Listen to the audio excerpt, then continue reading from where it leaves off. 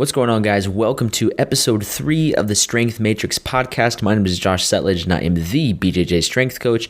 And this is a Q&A episode. I've compiled some of the most popular questions you guys sent in over this past week. And we're going to run through them. Most of them are related to strength and conditioning and practical tips on how you can win more matches in wrestling and jiu-jitsu and get injured less. But some of them are a little outside those parameters too, which will be pretty fun. But before we dive into it, I do want to let you know that this episode, just like every episode, is brought to you by thestrengthmatrix.com. If you guys are interested in a really simple and effective way to get stronger so that you can win more matches and get injured less, we have a free 4-week strength program that we'd like to send you. To download that program, all you got to do is just click the link in the description below of this podcast or in the podcast notes. And then from there, you'll be on your way. You'll be off deadlifting, doing some kettlebell presses and things. Things are going to help improve your grip strength, improve your upper back strength, improve your shoulder stability, and develop your posterior chain, all of which are very important for helping you win more matches and get injured less. So without further ado, let's go ahead and kick this thing off. Question number 1 is from my boy, Joban Singh. He's a member in the Strength Matrix and a critical member of the AM crew. His question is, for athletes beginning their strength journey, would you recommend they get comfortable with barbell lifting or using more so dumbbells at first? It could be either or. Use whatever you have available to you. I personally started with just lifting. Well, actually, I can't even say I started with dumbbells. I was doing push-ups and sit-ups in my room when I first started training. But then shortly thereafter, I got a hold of my dad's old dumbbell set from the garage, brought it up to my room, and I was training with dumbbells. So I got pretty proficient in dumbbell training, and I really didn't do any barbell lifting. Actually, I didn't do it. The first time I ever lifted a barbell, I was a freshman in high school. But all of 7th grade and all of 8th grade, I was using dumbbells. And I do believe it helped build a really strong foundation of strength and movement and stability. But I don't think that every athlete needs to avoid barbells for the first 2 years of training. I think if you have access to barbells, and more importantly, you have access to a coach who's able to demonstrate and teach you how to lift properly and effectively, you could use any tool that's available to you. That doesn't mean I think you should start lifting heavy with barbells right away. I think you should keep things pretty sub-maximal for a while. A while is going to be determined on how good of an athlete you are. So a while for some people may be like 6 months, and then around the 6-month mark, you can start starting to get into some heavier weights or weights that may be a little bit closer to your limit. For others, it may be a couple years. For me, it took me 2 years before I even lifted with a barbell, and then it probably took me another year, probably even another 3 years until I really was training with barbells heavy consistently. I was just building up a ton of workload and a ton of volume and a ton of GPP with barbells and with dumbbells and other implements and things, but it wasn't until I was about a senior in high school that I was training heavy consistently. So hope that answers your question, Joban. This one is from my boy Zach, who's also in the AM crew and one of the athletes in the Strength Matrix. He says, what drives you and keeps you motivated? And his second question is, if you were creating your own home gym from scratch on a limited budget, what would we find there? To answer the first question, what drives me is just I truly believe I was put on this earth for a very limited purpose, if you will, or maybe not limited, but focused purpose. And that's to set the world on fire with discipline. And I think ultimately that is over the course of my life, that's what I'm really going to be known for, or that will be the biggest impact that I'm able to leave on my community, is helping people be more disciplined and reap the benefits of living a life of discipline. However, even though that does drive me and that does inspire me and that does motivate me, what better way to teach people lessons of discipline than to focus on my own backyard, which would be wrestling and grappling athletes, and teaching them discipline through lifting weights and getting stronger and enhancing their athletic performance. It's like the sweet spot. If I could have been passionate about any two things, and it just so happens that being passionate about discipline and mindset, and also being passionate about jiu-jitsu, wrestling, and strength training. All those things blend together so well. So I'm very blessed that at least as of right now, I get to go hard in the paint on helping grappling athletes win more matches and get injured less.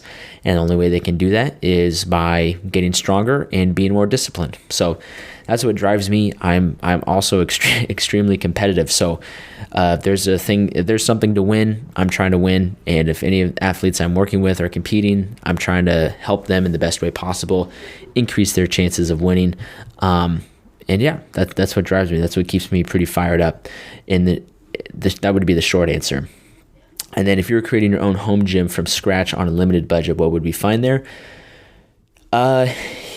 If space isn't a confine, so like if you have the space to hang a pull-up bar or hang a set of rings, I would start there first. Get a pull-up bar or get a set of rings that you can hang from the ceiling, because those are going to be very versatile. I would also try to get as many cheap yard sale adjustable dumbbell weights as possible. Don't worry about getting a full rack of dumbbells that have the rubber on the ends and stuff. Just get the cheap stuff first. You want to get the most amount of stuff you can as far as building out that home gym. So I'd get a pull-up bar or rings, and then I would get some cheap dumbbells. And then on a limited budget, I would honestly just put the rest of my money towards getting bands. Bands are just such an amazing training tool because you can attach them to almost anything. You can do a ton of different exercises with them. And yeah, that would be my budget gym. Rings or a pull-up bar, dumbbells, and bands. And then from there, I would just start saving the rest of my money to get a barbell and some bumper plates or some Olympic plates. And then, that way you could do deadlifts, bent over rows, barbell curls. You could do floor press. You could do Zercher lifts, like Zercher deadlift to Zercher squats, clean snatches, power cleans. You could do some landmine stuff, which is great. And then from there, after you have a barbell and some bumper plates, I would say look into a squat rack. And that'd be my budget gym right there. We've got a question from Mohammed. He says, I train a lot and have an internship as a civil engineer at a building project, which is pretty dope. And he does that 5 days a week. His question is how to manage to fit strength training in my plan, because I only have 2 days, Saturday and Sunday, where I can do my strength and conditioning program. Do you guys have any tips for me? Great question, Mohammed. My advice would be to find time to do it in the morning during the week. This is the exact problem that I ran into when I was in my first couple years of college. If you guys aren't familiar with my story, I had gotten up early when I was in high school around 4:45 a.m. to run or to lift during wrestling season, because that was the only time I could get that extra work in. Once I graduated high school and I was in college, I worked at a gym, so I had access to just work out whenever I wanted and do my strength training whenever I wanted. And it was all over the place for that first semester. Actually, that entire first year of college, it was all over the place. One day I'd train at like 9:30 at night, then the next day I'd go at 5 in the morning. Like, it was so sporadic, and it was really hard to make a lot of progress and make a lot of gains because I really had no consistent schedule like I did when I was in high school.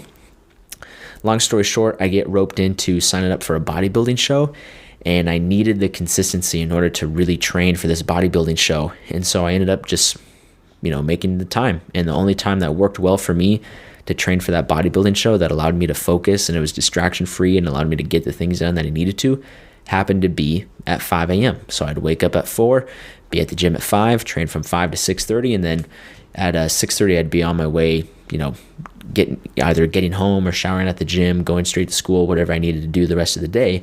But here's the deal. You don't need a ton of time to train. You don't need a ton of time to get in some high quality training. All you need is about 60 to 90 minutes. There's usually, almost for everybody, there's 60 minutes to be had first thing in the morning. For me, I train now at 4:15 a.m. I get up at 2:20, get to the gym around 4:15 a.m., and I train for 60 to 90 minutes, and then I'm out. So I would suggest for you, Mohammed, is try not to condense all your training on just Saturday and Sunday. I would spread those out a little bit by 48 to 72 hours. This is I originally got this from Louis Simmons, who they separate their max effort and their dynamic effort training by 72 hours. So they would do a max effort squat on Monday, and then they would come back on Thursday and do a dynamic effort squat or do a dynamic effort deadlift. So you want to wait 48 to 72 hours. How I would do it is if you only have those 2 days to train, I would train on Tuesday or Thursday, a Monday, Wednesday sort of deal. I would not do them back to back. The main reason being is because that second training session, you're going to already be fatigued and under recovered from the session you did on day one. And then trying to have a high quality training session on day two is going to be that much more difficult. Next question from my boy Omar. I'm competing in April or May in jiu-jitsu. When do I start running the Bracket Smasher program, or do I do overtime? And then follow-up question, if I compete every month, do I run it normally, it as in Bracket Smasher, or do I change it up? The competitions will be held on the weekends. Great question, Omar. So Omar is one of our athletes in the Strength Matrix, and he's referring to our competition prep program for jiu-jitsu and wrestling athletes called Bracket Smasher. Bracket Smasher is a training program that I specifically designed to meet the needs of a grappling athlete. So it's going to focus on maximizing your strength development, improving your explosive power, increasing your conditioning, decreasing your risk of injury, and further improving your mobility so that you're able to feel your best in every training session that you do. Right now, as we're recording this, it's January 20th. So you would have, Omar, all of February, all of March, and most of April, if not all of April. So that's about 12 weeks. That's over 12 weeks of training camp, which is awesome. That is a ton of time for you to really develop a lot of strength, improve explosive power, and increase your conditioning while decreasing your risk of injury. So what I would suggest doing is follow Bracket Smasher as prescribed, because Bracket Smasher has both the strength stuff, the explosive power, and it focuses on conditioning. Overtime, on the other hand, which is another program in the Strength Matrix, is 6 weeks of very specific conditioning training. You're going to need your conditioning training, but you don't want to give up your strength training and your explosive power training. So I would first do Bracket Smasher, follow that all the way up until about a week out from your tournament in April or May, and then I would rest that week of the tournament, get in some light drilling, stay hydrated, maybe work up a little bit of a sweat, just to stay loose, and then compete, smash that bracket, and then get right back to it the following week of training. Now, for your follow-up question, you said, if I compete once a month, every month, do I run Bracket Smasher normally? The competitions are going to be held on the weekends. Yes, if you compete once a month, every month, you would run Bracket Smasher just as you normally would. The only difference would be the week of the competition. I would make either Monday or Tuesday your last Bracket Smasher training session. So if you're doing day one of Bracket Smasher on Monday, day two on Wednesday, and then day three on Friday, that week of the competition, just do day one and then take off days 2 and 3 and just rest and recover. And then when you come back to the Bracket Smasher program after the tournament, just pick right back up where you left off. It may get, you may not always do day one on Monday or always do day two on Wednesday, and that's totally okay. But what we want to do is, because you're competing so often, we want to make sure that we're still training and making progress during the time that you're competing. But the week of competition, that's when we do want to dip the training intensity and training volume down just a little bit so your body can recover, you can feel good when you compete, and then when you come back from your competition, you can get right back to training.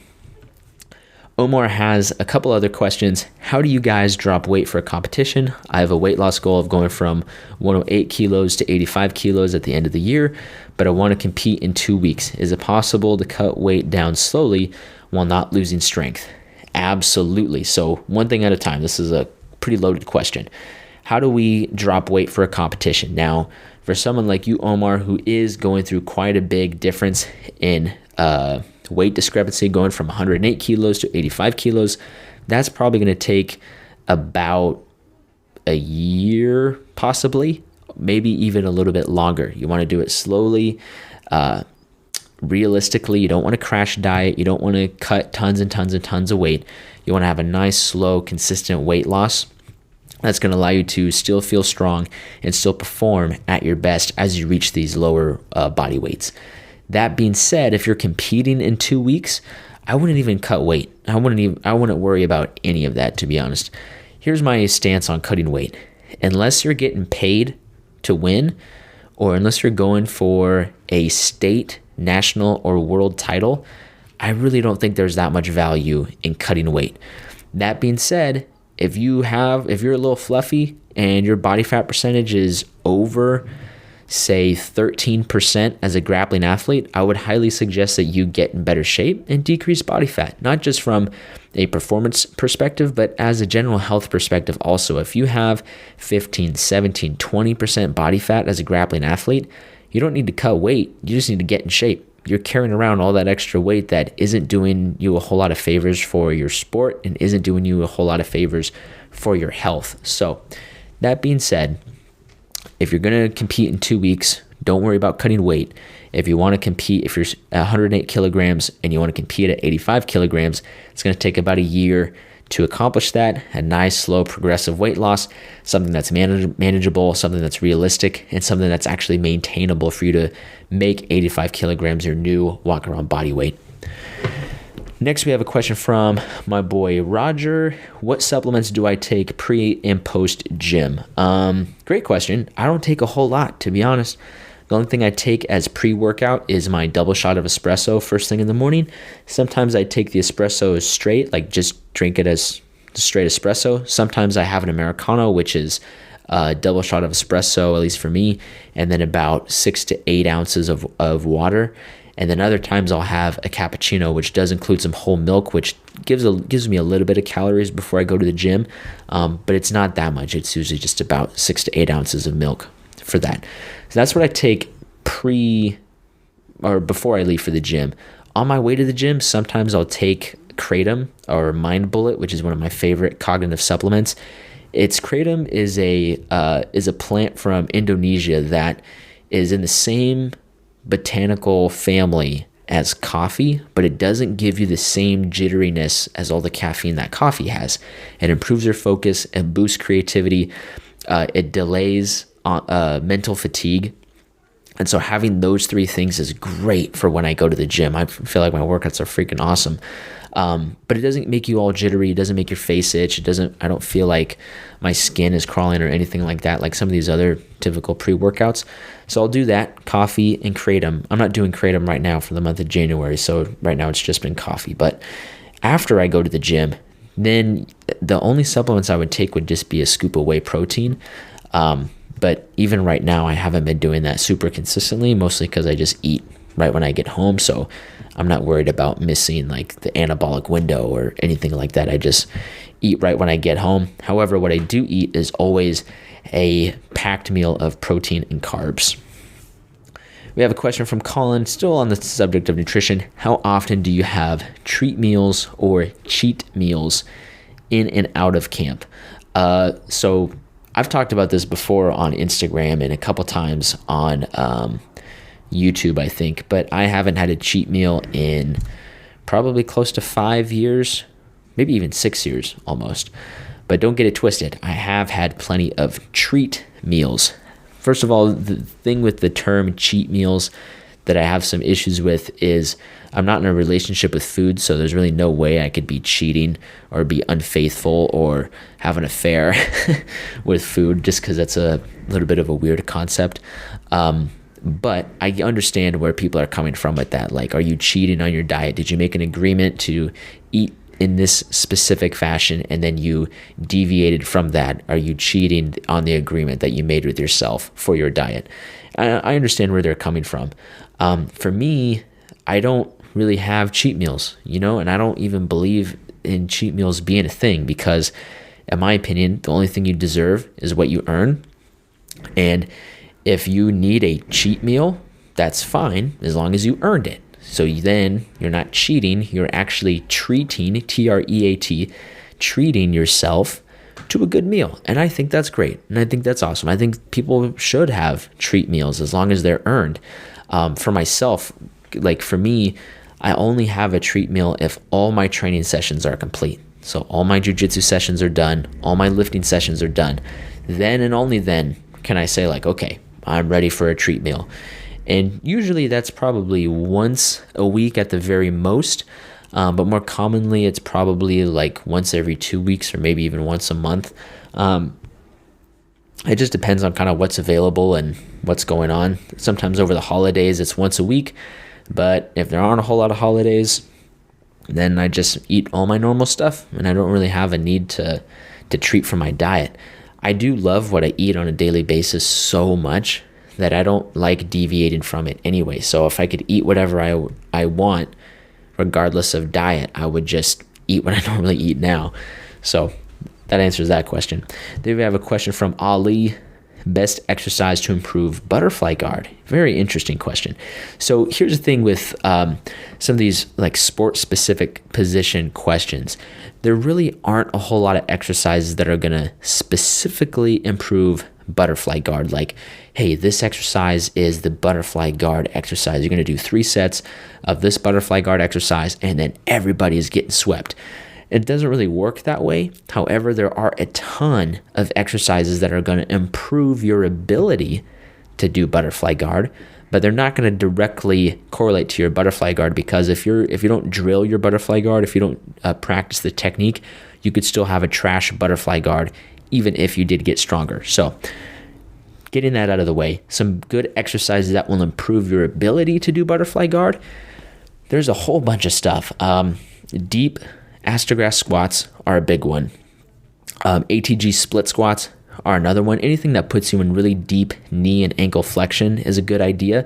And then really focusing on hip abduction. So hip abduction, abduction, is the movements that spread your knees apart or open up that taint. So squatting is definitely a big one. But if you have something like a hip circle that you can put around your knees that are going to help strengthen your glute medius, so the muscles on the sides of your glute that are responsible for helping pulling your knees apart, or your abductors, those are going to be great exercises that improve knee stability and hip mobility, like the 90-90 hip drill, Copenhagen planks, shin box get-ups. Those are all great exercises that are going to contribute to butterfly guard.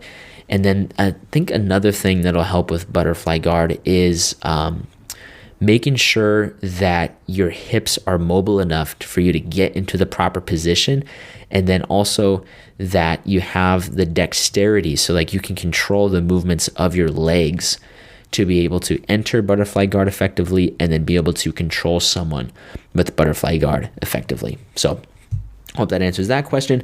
We got a next question from Daniel. How to program for strength training with some hypertrophy work. Oh, this is an awesome question. This is probably my favorite question in this first Q&A episode, mainly because this is my favorite style of training. Strength training with some hypertrophy training mixed in there as well. And this question really correlates a lot with the Bracket Smasher program that we have on the Strength Matrix. And main reason being is because the Strength Matrix, we have 2 days in the training split that are designed specifically for maximum strength development and explosive power, followed by a little bit of conditioning at the very end. So it's going to be 45 minutes of strength work and then 10 to 15 minutes of conditioning at the very end. Those are days 1 and 2. But then day 3 is what we call our jacked and tan day. So this day is all about building more muscle, all about focusing on weak points, all about making sure that we're bulletproofing our body, building muscle in the right areas so that we can actually decrease our risk of injury. And how we do that, and you can do this with any training program really, but how we do that is we just make sure that the accessory exercises that we're adding after our main movements are all going to contribute to us getting stronger, either in a specific lift or stronger in an area that we can specifically measure. So for example, if we're looking at something like the bench press or the floor press, you want to get stronger in the floor press, which is a horizontal pressing movement. So some things you would do for strength would be, okay, you're going to do your reps of heavy floor press, and then you're going to follow that up with something to go heavy for your upper back. That way, you can still increase the strength of your back. So maybe do like some heavy pull-ups or something. After that, then you would move into your more traditional hypertrophy work. So say for the floor press, you did a couple sets of 5, and then for your heavy pull-ups, you did, 3 to 4 sets of 6 reps on that. That was your heavy work, because most of your strength work is going to take place within the 4 to 6 rep range. After that, your accessory work can be exercises that are going to contribute to you getting stronger in your floor press, but are going to be within the 8 to 12 rep range. So that could be things like heavy dumbbell rollbacks, cable face pulls, chest-supported dumbbell rows, one-arm dumbbell rows.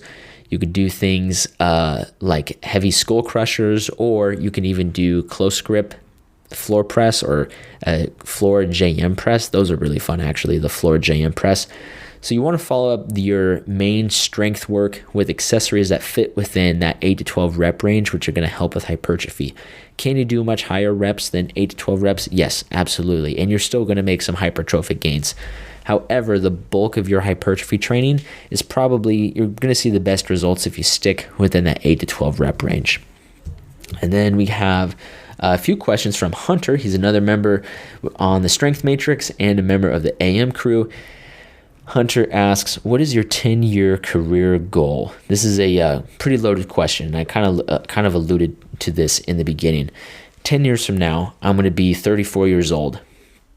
And I have recorded a voice recording and a email that I sent to myself with a reminder in 10 years, if the world's still here, we'll see, in 10 years to listen to that voice memo as a 24-year-old and then kind of see where I'm at. And so I know, I don't know exactly where I'm going to be. I don't know exactly where I'm going to live. I don't know exactly what my life is going to look like, but I do have a pretty clear vision of what I want to do and how I want to continue things, if you will, once I turn 34. And I've made a conscious decision to dedicate the next 10 years to helping as many grappling athletes as I can win more matches and get injured less.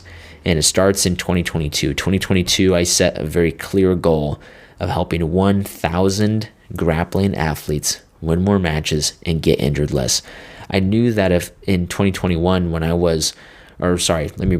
knew in 2020 that I was limited in my capacity to work with athletes in a one-on-one fashion. I only have so much time. I only have so much attention that I can give to each individual athlete each day, right? And I can help people in some big ways, but I won't be able to help that many people.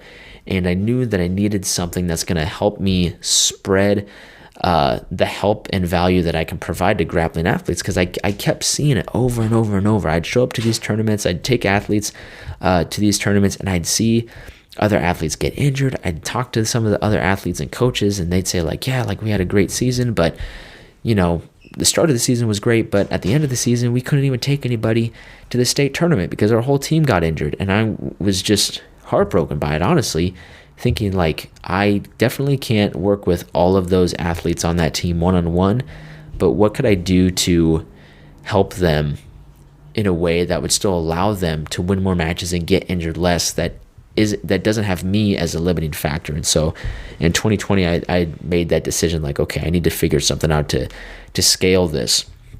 So then in 2021, that's when I decided to design the Strength Matrix. I was like, okay, I'm going to spend this entire year building the Strength Matrix, making this the one-stop shop for grappling athletes. That way, any grappling athlete that signs up, they are guaranteed to improve their performance on the mat. They're guaranteed to feel better. They're guaranteed to be part of a thriving community that supports them and encourages them. They're guaranteed that they're going to be in a better position and be better equipped to win more matches and get injured less. And so once I designed the Strength Matrix and launched that, and it was successful, and the website didn't explode or anything like that, I knew okay, we're in business now. This first year, this is 2022. In 2022, I need to help 1,000 grappling athletes win more matches and get injured less. And here's the deal. This is the same thing I was talking about with discipline on my old podcast. If each one of us, if you're listening to this right now, if you're able to apply these lessons of discipline, these concepts of doing hard things now so you can have a greater reward later, if you're able to do that now, not only is your life going to see a positive impact, but you're going to see a positive impact in the lives of everybody around you. And I knew that the same process would happen with the strength matrix. If anyone signs up for the strength matrix and they're able to learn these things and apply these things, and they're actually able to start winning more matches and getting injured less, I know that they're going to have some solid information and some solid knowledge that they can share with their teammates, which means their teammates are going to start being in a better position to win more matches and get injured less. And then those teammates are going to talk to their teammates and their friends, and it's just going to spread like wildfire, and it's going to be awesome. And so I'm kind of rambling here, but 10-year career goal would be, I don't know how many athletes I'm going to have helped in 10 years, but I definitely know that by the end of these 10 years, like, I want to make sure that I've helped as many grappling athletes as freaking possible, whether that's 100,000, whether that's 1,000,000, whether that's every single grappling athlete that's ever put on a pair of wrestling shoes or a gi. I don't want to look back in 10 years and think like, well, I don't know if I made it, and I didn't really try that hard, so who knows, maybe I would have made it if I tried harder. I don't live that way. I freaking hate even thinking that way. So I'm here just to 100% just max out everything that I'm doing so I can help as many grappling athletes as possible win more matches and get injured less. And it starts with dedicating 2022 to helping that first 1,000 and then taking things from there. So a little bit of a long-winded answer, but that's my 10-year career goal. What's my favorite submission? Anything that I can do from someone's back. If I can take someone's back, I feel pretty confident that I can finish them, or at least hang out there for a while. Next question, is there one cheat meal you could eat every day with no consequence or side effects? What would it be? Probably not. I honestly feel like I have a treat meal every single day because the food I eat, I just love. It's like my favorite food. I know it doesn't sound sexy, it doesn't sound exciting, but I like it. I guess one thing I would like, though, if I could have more coffee throughout the day without consequences or side effects, I would definitely do that. And I definitely don't consider coffee to be a quote-unquote treat meal because I don't put any sugar or anything like that. The only thing I put in there, if anything, is milk. But the caffeine in there definitely does mess me up after I have more than about 2 cups a day. And if I could drink coffee all day, like as I'm going to bed, and sleep just fine, I would. And I know people say like, bro, caffeine doesn't affect me. I could drink a whole cup of coffee and fall asleep right afterward. It doesn't affect me at all. That's a bunch of BS. That's a lie. The studies have shown that it actually does affect your sleep. It prevents you from falling into a deep sleep and having a higher quality of sleep. You may be consciously asleep, like your eyes may be closed, but you really are doing some damage to your body's ability to effectively sleep. So, hate to break it to you guys. And then last question, any advice on balancing financial stability and maintaining a competitive training schedule? Yes, this is a really good question that I think a lot of competitive grapplers need to be asking themselves and need to be considering.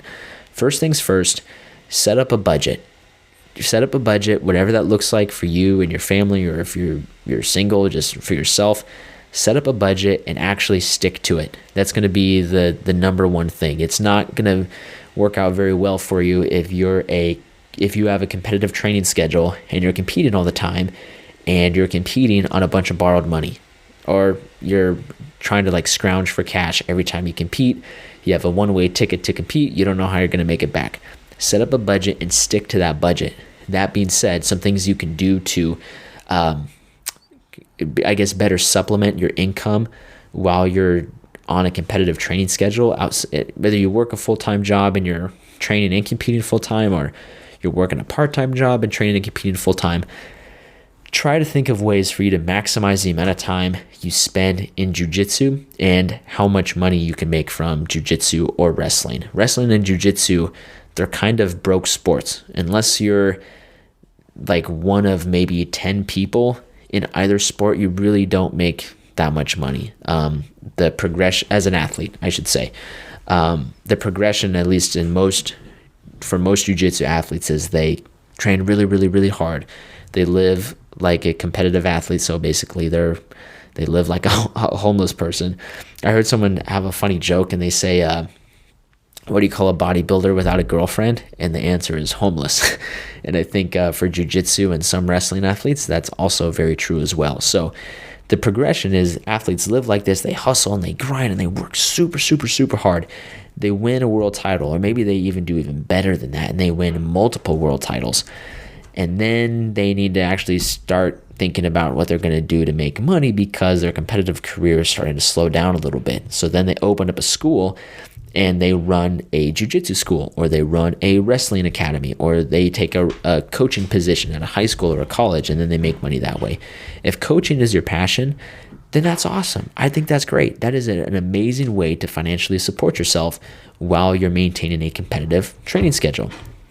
The other thing you might want to look at, though, is trying to find ways to monetize your skills as you're working up to that point without necessarily having to invest in running and managing and operating your own training facility, because that can be very taxing. That can be very, very, very difficult. So that could be doing things like coaching privates, filming instructional content. They could be even just looking at other ways of making money, Ubering, DoorDashing, doing all these ride-sharing services or other services like that where you're able to get paid. Those are another great way to do that.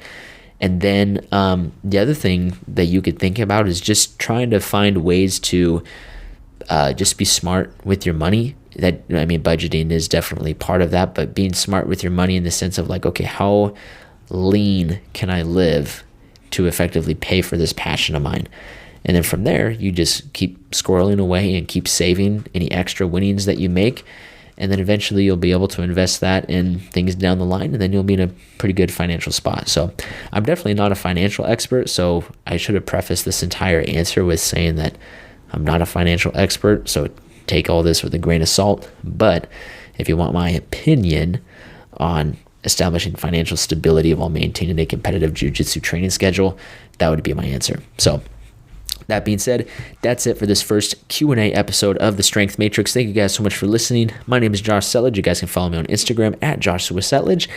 And if you're interested in that free 4-week strength program that I would love to send you guys, you can click the link in the podcast description below. You can download that for free, get a sneak peek of The Strength Matrix, and I'll catch you guys later. Peace.